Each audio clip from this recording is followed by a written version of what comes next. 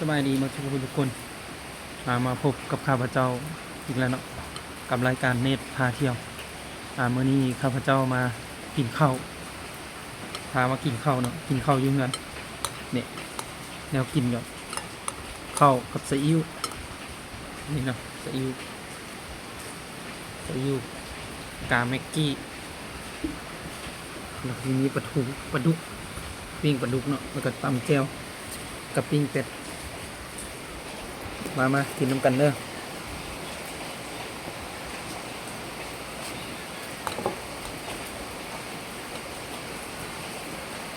อย่างนี้แหละ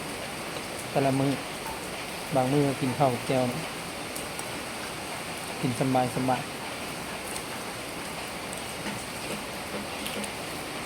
ชีวิตไม่ได้ดูหลังเรา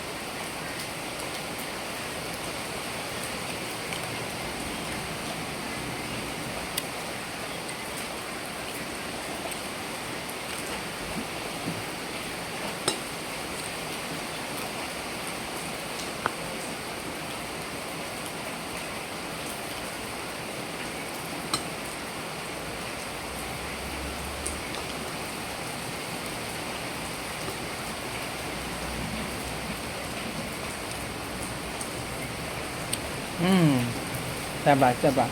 ให้ปิ้งเป็ดเนาะ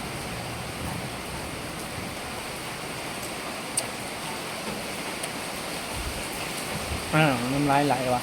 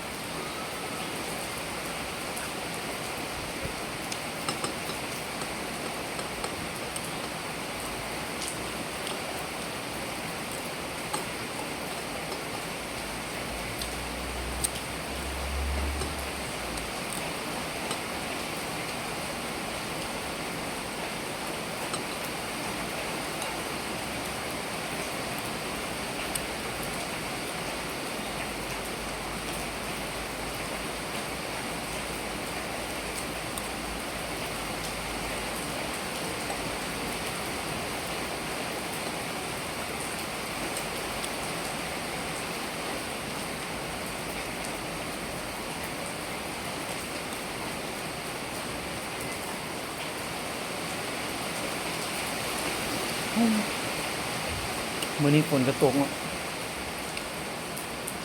บุ้งจังงงสีเศร้าบรรยากาศแบบนี้ร้อน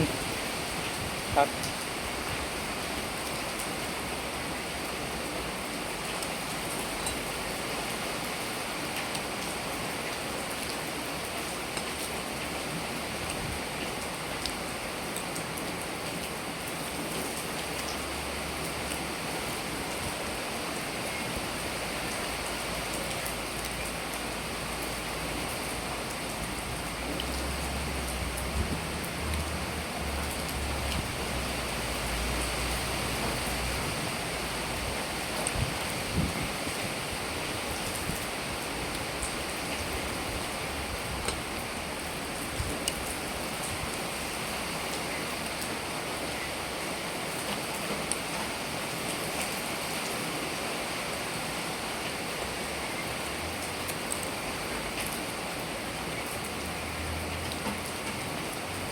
สิได้จบคลิปเพียงเท่านี้เนาะ